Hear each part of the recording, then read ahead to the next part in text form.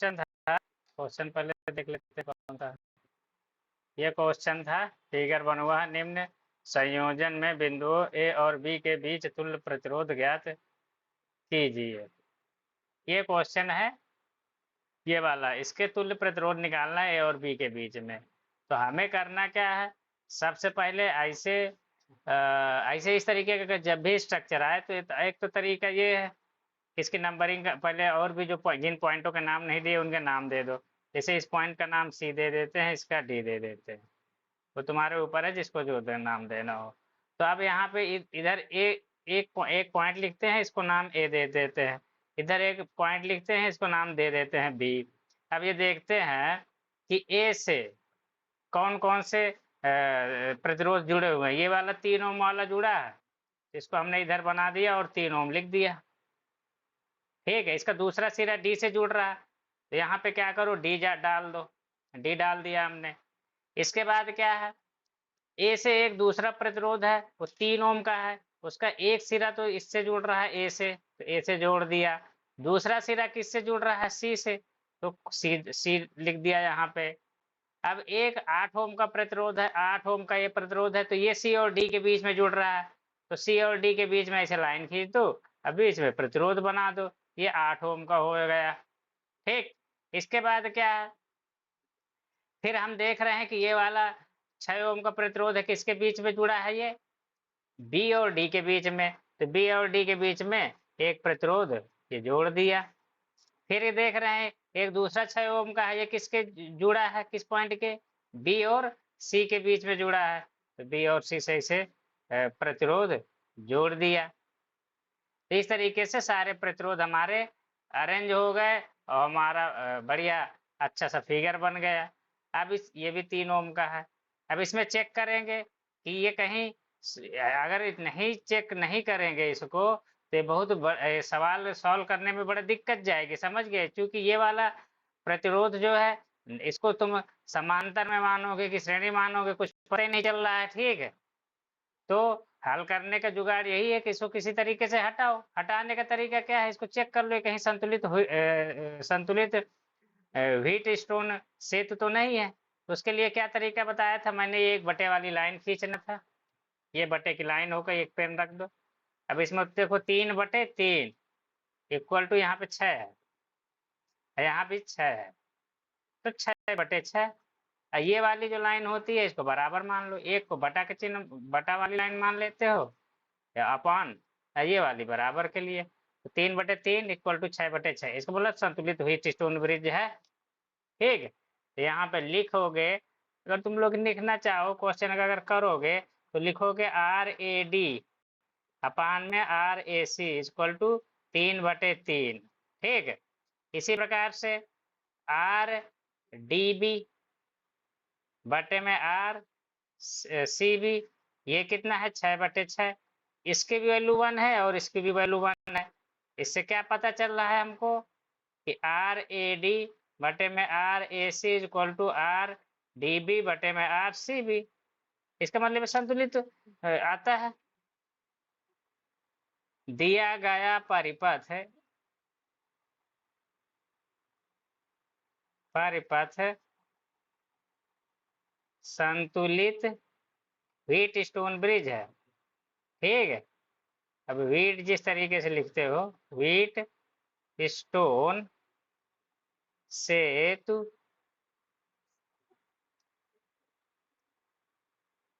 है। ठीक है, अब यहाँ पे व्हीट स्टोन सेतु है, तो यहाँ से आता है, क्या होगा, 8 ओम, या कह लो RDC, RCD या DC में कोई धारा नहीं बहेगी। ठीक, आता है 8 ओम के प्रतिरोध। अगर दो, या इधर भी 8 ओम कहीं होता तो RDC लिखना पड़ता, क्योंकि फिर दो दो ठो हो जाते। तो इसको कई बारी ये भी लिख सकते हो, RDC ब्रैकेट में RDC के प्रतिरोध, RDC में, या इसे लिख लो, आता है, हटाओ इसको लिख दो, RDC इक्वल टू 8 ओम में कोई धारा प्रवाहित नहीं होगी। जब कोई धारा नहीं प्रवाहित होगी तो हमारा तो क्या होगा, नया इसको इस तरीके से बना सकते हैं, 3 ओम, 6 ओम, 3 ओम, 6 ओम। ये पॉइंट हो गया ए, ये पॉइंट हो गया बी, ये हो गया ये डी था, ये सी था। अतः नया परिपथ इस प्रकार प्राप्त होगा। ठीक है, यहाँ पे लिख देना अतः, बस वो समझ गया कि हटा दिया अंदर से। ठीक है, अब इसको सॉल्व करेंगे। अभी परिपथ इधर बना दिए हैं, अब इधर ही सॉल्व कर दें क्या। तो यहाँ से क्या हो जाएगा, R A D C equal to A D C, इधर हुआ A D B, sorry A D B बराबर कितना हो जाएगा, श्रेणी क्रम में है तो 3 + 6 equal to 9 ohm. R A C B कितना हो जाएगा, 3 + 6 इक्वल टू 9 ओम। तो अब क्या हो जाएगा, अब मेरे को निकालना है ए और बी के बीच के प्रतिरोध, 1 में R A B equal to हो जाएगा 1 में R A D B plus में 1 में आर ए सी डी। इसकी वैल्यू पुट कर देंगे, 1/9 + 1/9, 1 में आर ए बी।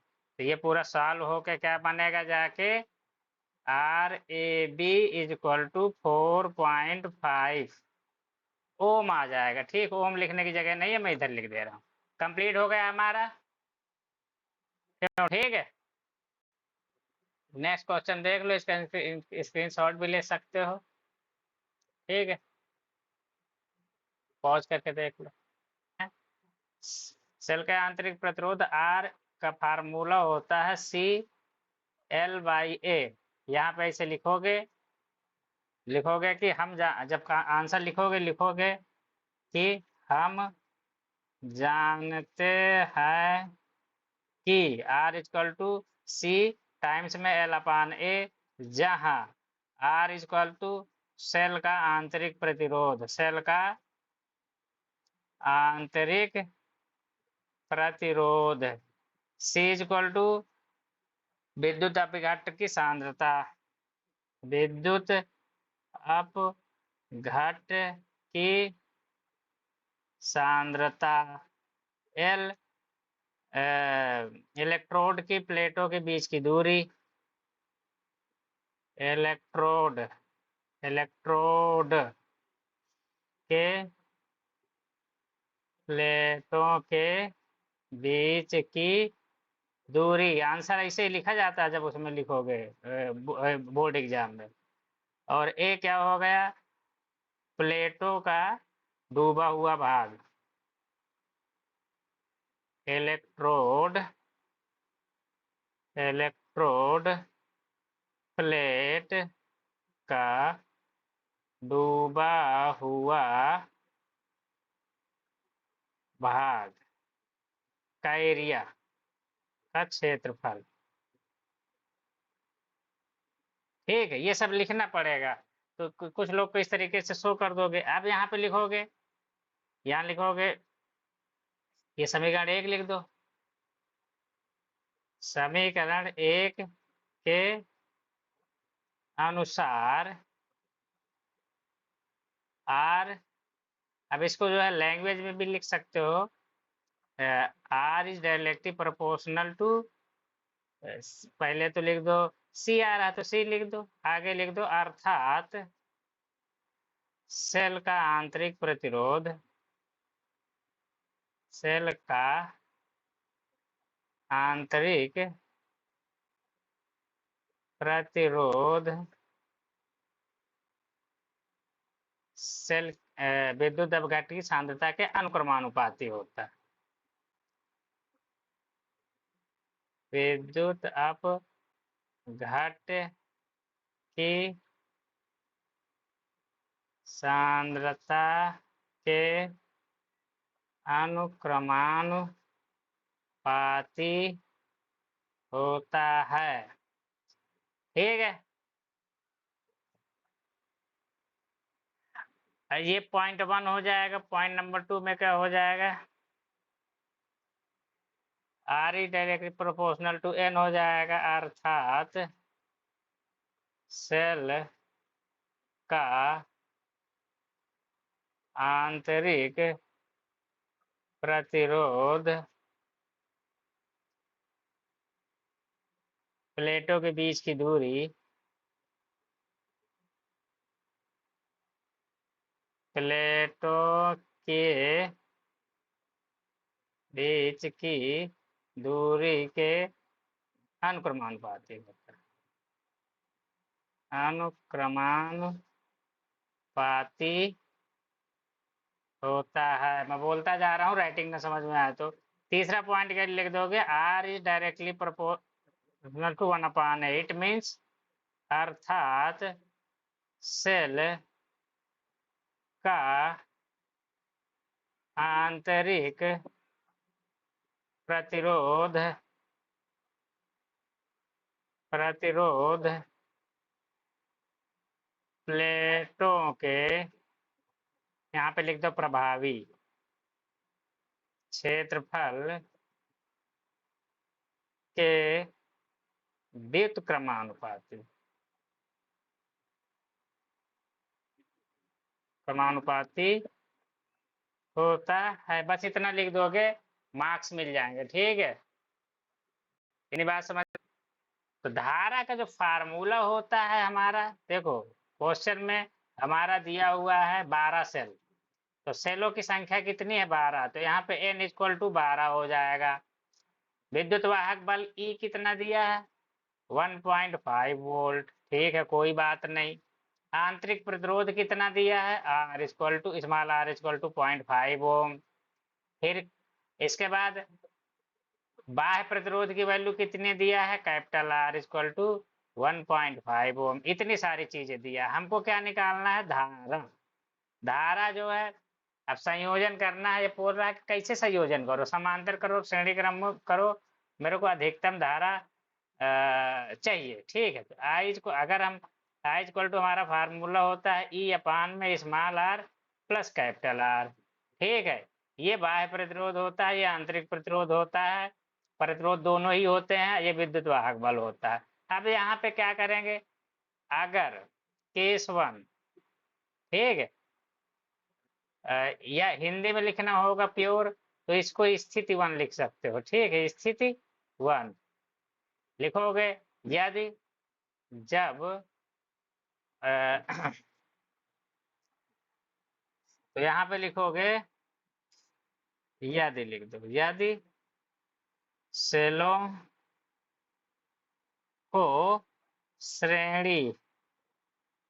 अच्छा देखो, एक चीज और बता। तो यहाँ पे देखो, कल मैंने बताया था, तो ये चेक करने की कोई जरूरत नहीं है। ठीक है, लिखो स्थिति, स्थित विस्थित कुछ लिखने की जरूरत नहीं है। लिख दो चूंकि small r is less than capital R, आता है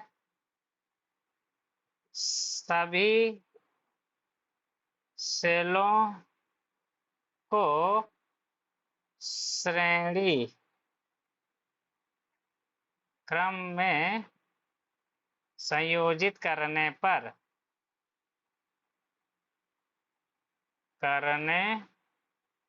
इसमें करने लिख दो सही से, करने पर धारा अधिकतम प्राप्त होगी। धारा अधिकतम प्राप्त होगी। ठीक है, ये वीडियो भी है और देख भी लेना इसको, क्या लिखा हुआ है, मैं बोलता भी जा रहा हूँ। प्राप्त होगी तो क्या करेंगे? अब समांतर श्रेणी क्रम में जोड़ेंगे तो ई क्या हो जाएगा? ई इक्विवेलेंट हमारा क्या निकलेगा? जितने भी सेल होते हैं उनको सबको जोड़ दो। ठीक है, तो यहाँ पे n है, तो एन ई हो जाएगा। ठीक है, तो इसका मतलब 12 ई की वैल्यू कितने दिया है? 1.5। तो टोटल कितना हो जाएगा? ई इक्वलेंट इधर ही लिख देते हैं, 12 गुणे में 1.5 इक्वल टू 18 वोल्ट। ठीक है, नीचे फर्जी के ज्यादा जगह घेरेगा। इसी प्रकार से, और देखो जब बहुत सारी सेल का केस हो तो इसी फार्मूले को इस तरीके से लिखते हैं, I is equal to E equivalent upon में आर इक्वलेंट प्लस आर, ये बाह्य प्रतिरोध, इसी को एक्सटर्नल भी बोलते हैं, ई एक्स टी, ठीक है, कभी कभी लिखते हैं, ठीक है। तो ऐसे भी कर सकते हो। तो इक्वलेंट हमारा निकल आया, आर इक्वलेंट निकालते हैं, समांतर क्रम में है, इसका हमारा रटा रटाया फार्मूला है, क्या होता है, एन आर, एन और आर, अगर 12 है तो 12 बार जुड़ जाएंगे, तो 12 गुणे में 0.5 that is equal to 6 ohm, ठीक है। अब क्या करेंगे, अब हमारे को कैपिटल आर एक्सटर्नल की वैल्यू ढूंढने जा रहे हैं, तो ये तो हमारा कितना 12 ओम है, ये 12 ओम हो जाएगा, सॉरी 1.5 ओम, ये हो जाएगा आर के बराबर और ये हो जाएगा 1.5 ओम, ठीक है। तो यहाँ से हमारा धारा डायरेक्ट निकल आएगी, कितनी निकलेगी, ये वाला 18 बटे में small R 6 plus capital R में 1.5, डायरेक्ट आंसर कितना आ जाएगा, ये 18 बटे में 7.5, सॉल्व कर लेना, कितना बनता है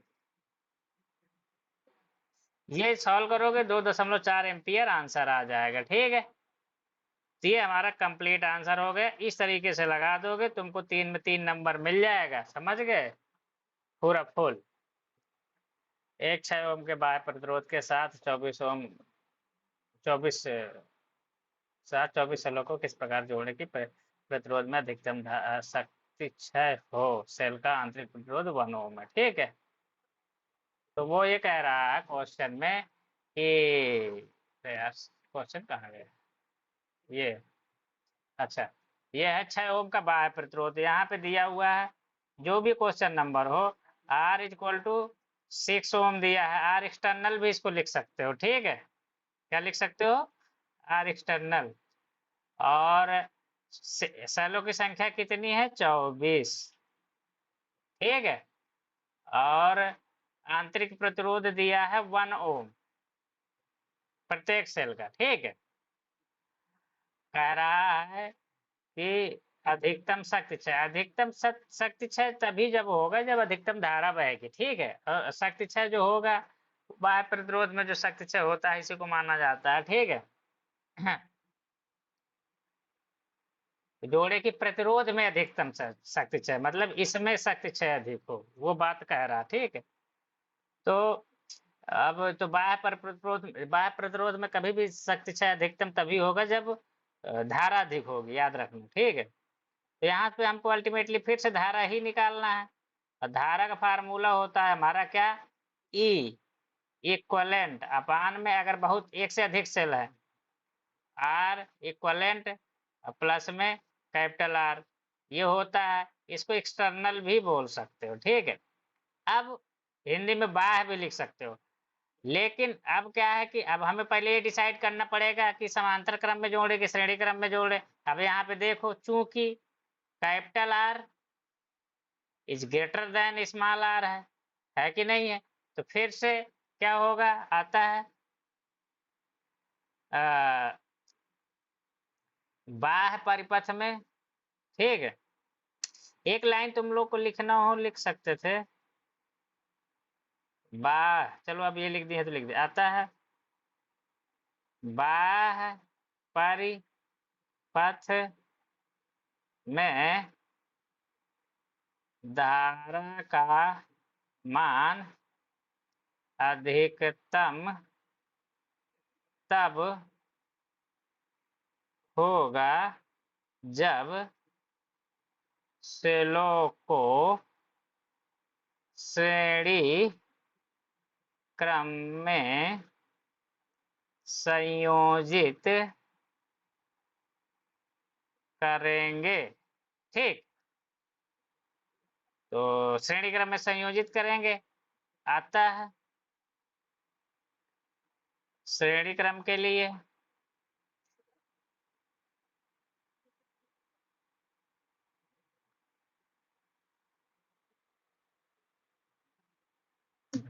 धारा का मान ब्रैकेट में लिख दो शक्ति क्षय,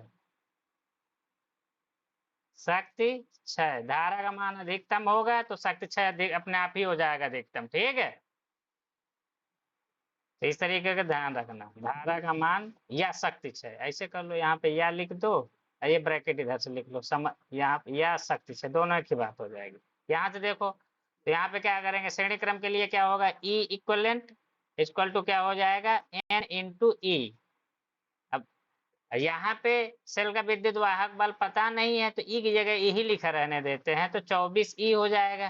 ठीक है, यहाँ पे ई हमने अपने तरफ से लिख दिया है, लिखना हो अगर जानकारी के लिए लिखना हो लिख दो, जहां ई बराबर एक सेल का विभवांतर, एक सेल का विद्युत वाहक बल, समझे। जैसे कोई भी नई चीज लिखते हैं तो उसके बारे में लिख दो, समझ गए। अब चलो ठीक है, आर इक्वलेंट जो क्वेश्चन में नहीं दिए हम मान रहे हैं तो उसको भी लिख दो, ठीक है। आर इक्वलेंट तो हमारा क्या हो जाएगा, एन और आर, एन की वैल्यू कितनी है हमारी 24, आर की वैल्यू कितनी है 1, इतने ओम हो जाएगी इक्वल टू 24 ओम। ठीक, अब क्या बच रहा हमारा, बस हो गया, आर एक्सटर्नल हमको पता ही है। ठीक है, आर एक्सटर्नल कितना है 6 ओम, आर एक्सटर्नल मतलब कि R that is equal to 6 ohm. ठीक है, यहाँ से सॉल्व कर लो, आई अब यहाँ पे लिख आई बराबर कितना हो जाएगा हमारा 24 ई बटे में। अच्छा एक चीज और बता, तो जब उतना ही पूछा है तो आगे लिखने की कोई जरूरत नहीं है, सब लिखने की जरूरत है नहीं, बस उतना ही पूछा, समझे। अब इसको लगा, ये तक आंसर हो जाएगा तुम्हारा। ठीक है, बात समझ गए, यहाँ तक आंसर कंप्लीट हो गया।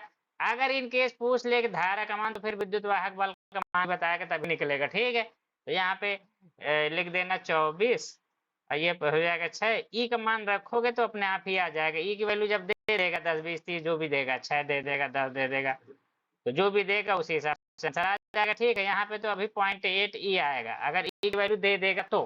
ठीक है, आंसर हमारा वहीं कंप्लीट हो गया था, एक नंबर का है, इतना लिखना है, ये नहीं लिखना है, ये तो जब पूछेगा तब लिखना। यूपी बोर्ड में जब भी सवाल पूछेगा कैपिटल आर स्मॉल आर से बड़ा रहेगा, इसका मतलब शरीर को आंख मूंद के श्रेणी क्रम में जोड़ दो, अधिकतम धारा बह जाएगी, समझे। फिर भी इन केस अगर वो ज्यादा चालाकी करता है तो तुमको थ्योरी तो पता ही है, अगर कैपिटल आर की वैल्यू स्मॉल आर से छोटी हो जाएगी तो फिर समांतर क्रम में जोड़ देना, तब अधिकतम धारा बहेगी। ठीक है, समझ गए। चलो हमारे क्वेश्चन पहले, हमारे पास क्वेश्चन है, 3 सर्वसम सेलों का श्रेणी संयोजन के सिरों पर वोल्टता और धारा का विवरण का ग्राफ दिया गया है, प्रत्येक सेल का आंतरिक प्रतिरोध कितना है, यह क्वेश्चन है हमारा। यहाँ पे देखो इस तरीके का ग्राफ दिया हुआ है हमारा, और इस ग्राफ में देखेंगे तो यहाँ पे विभव का मान 0 होगा, धारा का मान 1 एम्पियर है, यहाँ पे धारा का मान 0 होगा और विभव का मान 6 वोल्टेज है, जैसे कि सिरों का विभवांतर वाली अक्ष अच्छा है, ये धारा की अक्ष है। तो अब क्या करेंगे हम कि बिंदु ए इसको नाम दे देते हैं बिंदु ए, इसका नाम दे देते हैं बिंदु बी। बिंदु ए पर धारा 0 है और वोल्टेज 6 है, बिंदु ए बी पर धारा 1 एम्पियर है और वोल्टेज 0 है। इस तरीके से हमारा परिपथ रहा होगा, कोई 3 ठो सेल को श्रेणी क्रम में जोड़ दिया गया, ये पहले सेल के धन सिरे को और अंतिम सेल के ऋण सिरे को से हमने वो कनेक्ट कर दिया वोल्ट मीटर, ये क्या हमारे बताएगा, हमने विभव की रेटिंग बताएगा हमें। दूसरे सिरे को क्या किए, ऐसे तार लाए और ये वाला तो हमने यहाँ पे एक, यहाँ पे धारा मापी यहाँ पे लगा दो, धारा मापी मैं यहाँ पे लगा देता हूँ। ठीक है, ये धारा मापी हो गया तुम्हारा। ठीक है, तो ये धारा मापी यहाँ से आने वाली धारा को बताएगा, यहाँ पे रीडिंग आएगी। अगर इसमें अब देखो ये वाला प्रतिरोध तो बाह्य प्रतिरोध है, इसके बारे में कोई डिस्कशन नहीं है, तो इस पर्टिकुलर जितनी डेटा दिया हुआ उसके हिसाब से इसको चाहो तो इतना उड़ा सकते हो। ठीक है, इसकी कोई जरूरत नहीं है। ठीक है, इस पर्टिकुलर क्वेश्चन में अब क्या, यहाँ से धारा, ये तार को अभी हमने स्विच को ऑन नहीं किया, इधर से हमने वोल्टेज नाप लिया। ठीक है, तो धारा यहाँ से बह रही है, धारा नहीं बह रही, धारा 0 दिखा रहा ना, इसका मतलब ये क्या होगा, ये विद्युत वाहक बल ही होगा इन तीनों सेलों का मिला। तो ये वाली कंडीशन अभी चेक करते हैं। V equal to E minus I R formula होता है, रुक गया क्या? तो हमारा फार्मूला होता है V equal to E minus I R. E यहाँ पे जो यूज करेंगे ई इक्वलेंट यूज करेंगे, ठीक है, तीनों सेलों का मिला के। और यहाँ पे जो आर यूज करेंगे जो ये भी आर इक्वलेंट ही रहेगा, तीनों सेलों का मिला के, ठीक है। तो हमारा क्या होगा, विभव कितना हो गया 6 वोल्ट। धारा यहाँ पे क्या बहेगी, शून्य बहेगी। जब इधर का हमने स्विच ऑन ही नहीं किया तो इधर से धारा बहने का कोई सवाल ही नहीं उठता, ठीक है। वोल्ट मीटर लगाने पर थोड़ी धारा बहती है, उसको जीरो ही मानते हैं, ठीक है। और तो धारा जीरो रहेगी। ई हमको पता नहीं है, इसमें वैल्यू सारी पुट कर दिया। तो 6 equal to E equivalent into में आर इक्वलेंट। तो यहाँ से जब निकालोगे तो ई की वैल्यू 6 आ जाएगी। इसका मतलब ये जो यहाँ पे 6 वोल्ट है, ये सेलों के सिरों के बीच अंदर, यही हमारा विद्युत वाहक बल का काम करेगा, ठीक है। अब बिंदु बी पर आते हैं। बिंदु बी पर सेम समीकरण, यही वाला समीकरण, ये वाला, ठीक है। समीकरण 1 लिखना हो लिख दो। तो इसमें पुट करेंगे वैल्यूज। तो बिंदु बी पर तो हमारा विभव 0 है, धारा कितनी है 1 एम्पियर है, और इस आंतरिक प्रतिरोध हमको पता नहीं, इसको आर इक्वलेंट मान लेते हैं। तीनों सिलों का मिला के प्रतिरोध यहाँ पे आएगा जो आएगा, ठीक है। तो यहाँ पे वैल्यू पुट की है v इक्वल टू 6 और ई की जगह में नहीं, v इक्वल टू 0 और ई की वैल्यू तो हमको पहले से प्राप्त हो गई है 6। इस कंडीशन से वो काम देगी हर जगह, ठीक है। क्योंकि विद्युत वाहक बल सेल का एक बार ज्ञात हो जाए तो वो नहीं बदलता कभी भी, समझ गए। v का मान तो चेंज होता रहेगा लेकिन विद्युत वाहक बल का मान नहीं बदलता, ध्यान रखिए। और आर का 1 एम्पियर जो हो गया, ए की आई की वैल्यू रख दिया 1, और कैपिटल आर को इसको आर इक्वलेंट कर लो। यहाँ से हमारा आर इक्वलेंट कितना निकल आया 6 ओम। अब आर इक्वलेंट होता है, ठीक है, 6 ओम निकल आया आंतरिक प्रतिरोध तीनों सेलों का मिला के। माना एक सेल का आंतरिक प्रतिरोध R1 है, क्योंकि हमको पता नहीं है, मानना पड़ेगा। तो क्या होगा, are equivalent equal to 3R होगा। क्यों होगा, यहाँ पे कहो तो एक पद और लिख देता हूँ, R equivalent equal to N into R होता है, मैंने बताया था। N की वैल्यू N कितना होगा 3, क्योंकि 3 तो सेल है। यहाँ पे जो है आर इक्वलेंट की वैल्यू हमारी कितनी हो जाएगी 6 यहाँ पे डायरेक्ट लिख देते हैं, ठीक है 6। तो यहाँ से हमारा कितना वैल्यू आ जाएगा, R1 इक्वल टू 2 ओम आ जाएगा कि नहीं आ जाएगा।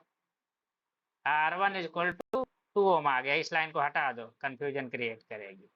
तो 2 ओम आ गया, एक सेल का आंतरिक प्रतिरोध। यही हमारा क्वेश्चन था, ठीक। चलो देखो हमारे पास क्वेश्चन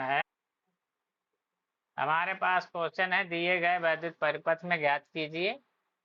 और वैद्युत परिपथ में 2 संधारित्र है, 1 माइक्रोफैरेड 2 माइक्रोफैरेड के, और 2 प्रतिरोध है R1 और R2। और हमारा 1 ओम का आंतरिक प्रतिरोध मान लो इसका सेल का, और 12 वोल्ट की बैटरी है, ठीक। चलो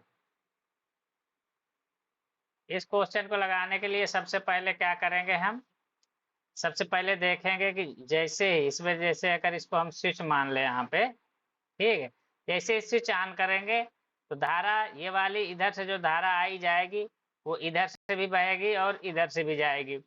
जैसे ही ये दोनों फुल चार्ज हो जाएंगे, वो बहुत जल्दी चार्ज हो जाते हैं, ये चार्ज होने में टाइम नहीं लगता।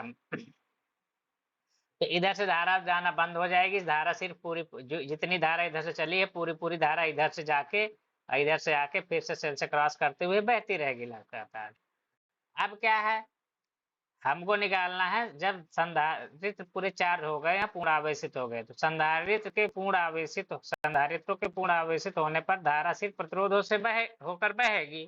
तब क्या होगा, हम धारा निकालेंगे। धारा बराबर होता है ई अपान में small R plus capital are.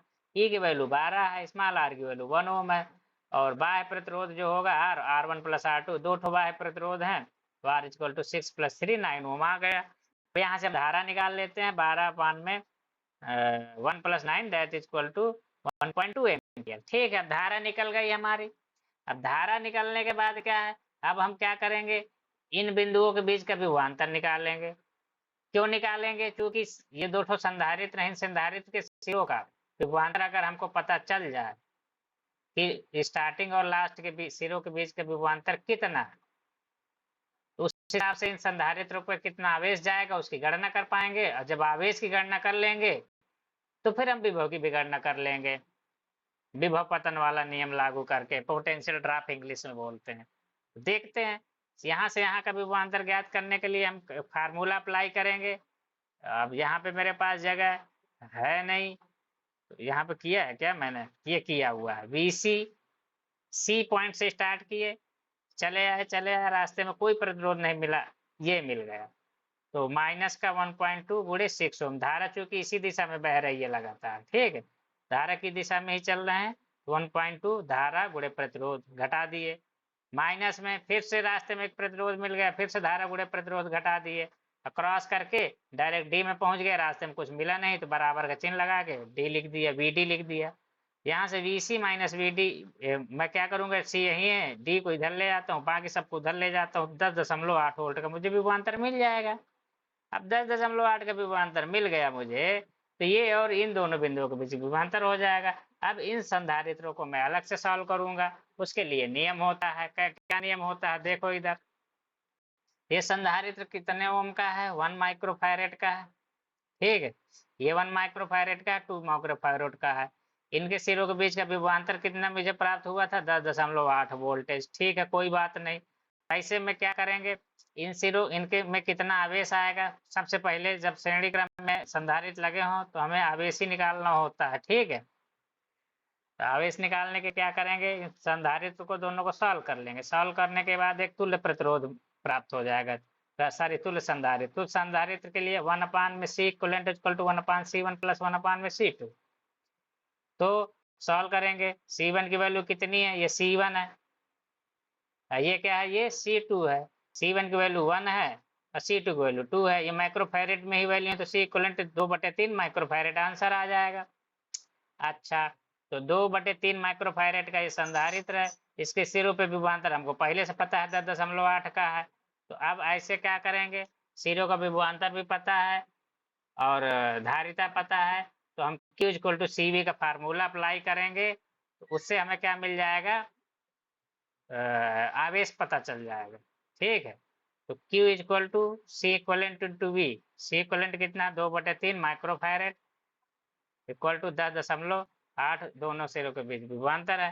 यहाँ पे देखो मैंने कि ये CD वर्ड यूज किया है, तो C और D के बीच का आवेश, C और D के बीच का धारिता ये है, और C और D के बीच का विभवांतर ये है 10.8। तो C और D के बीच का आवेश कितना माना है, Q, C और D के बीच का धारिता कितनी आएगी, C इक्वलेंट आएगी, और C और D के बीच का विभव तो हमें पता है 10.8 लिख दिया। C इक्वलेंट 2/3 माइक्रोफैरेड, Q तो हमको ज्ञात ही करना था, तो Q बराबर हमारा जैसे ही वैल्यू पुट करेंगे 10.8 का मल्टीप्लाई करेंगे, तो माइक्रोफैरेड यहाँ पे लगा है तो यहाँ भी लग के ही आएगा, 7.2 माइक्रोफैरेड सॉरी माइक्रोकूलम का चार्ज प्राप्त हो जाएगा। तो ये जो आवेश आएगा ये हमेशा दोनों में जो भी पहले मूल रूप से जो संधारित्र थे स्टार्टिंग में, उनमें ये वाला आवेश दोनों में सेम आवेश मिलेगा।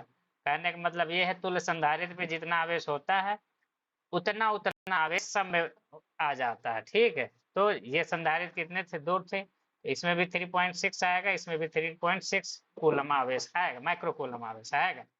अब हमको आवेश पता चल गया, अब इस आवेश को हम वहां पे पुट कर लेंगे, हमारा जो मेन क्वेश्चन था ये था। तो यहाँ पे हमारा इसमें भी 3.6 माइक्रो कूलम आवेश आया, इसमें भी 3.6 माइक्रो कूलम आवेश आया। अब क्या करेंगे, हमको A और B के बीच का विभवांतर चाहिए, तो हम क्या करेंगे, बिंदु B से स्टार्ट करेंगे। तो बिंदु B से कहाँ, बिंदु B हमारा ये है, तो बिंदु B हम यहाँ से VB लिखे, बिंदु B का विभव VB मान लिया है।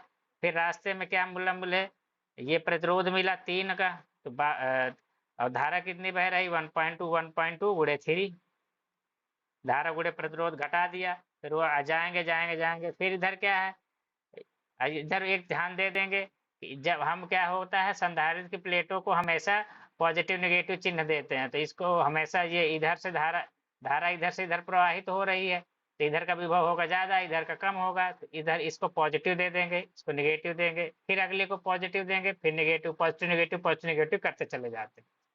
तो यहाँ पे लास्ट में निगेटिव आएगा, स्टार्टिंग में पॉजिटिव आएगा। तो अब वहां से देखो, यहाँ से फिर से स्टार्ट हो जाते हैं। V B point B minus धारा गुणे प्रतिरोध, धारा कितनी 1.2, प्रतिरोध है 3 ओम। अब ऐसे चले आए चले आए चले, हमको ए के पास पहुंचना है ना। तो ए के पास जैसे ही पहुंचेंगे, यहाँ पे देखो निगेटिव से पॉजिटिव प्लेट को जब जंप करेंगे तो विभव हमेशा जोड़ा जाता है, तो प्लस का चिन्ह लगाया। और विभव होगा कितना, यहाँ पे तो तुमको विभव पता नहीं है, लेकिन विभव हमेशा Q/C होता है। तो Q कितना है 3.6 और C कितना है 1, तो 3.6/1 ये माइक्रो फैरेड में है। ठीक है, ये भी माइक्रो में है वैल्यू। इसलिए अगर इसको तुम 10⁻⁻⁶ 10⁻⁻⁶ ऊपर नीचे लिखोगे तो कट जाएंगे, इसलिए मैंने इसको लिखा नहीं। अब बाद में काट देना, माइक्रो से माइक्रो कट जाएगा। इनको जब सॉल्व करोगे तो वी, अब फिर जैसे इसको क्रॉस करिए ए के पास पहुंच जाओगे तो बराबर में वी ए लिख देंगे। इसके बार और देख लो, वी बी माइनस में 12.6 गुणे 3, आगे पहुंचे, फिर निगेटिव से पॉजिटिव जंप कर रहे हैं तो प्लस का चिन्ह।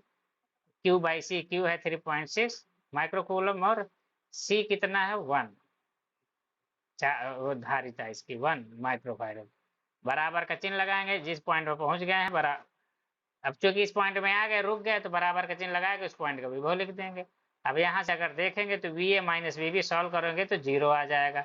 यही हमको पूछ रहा था।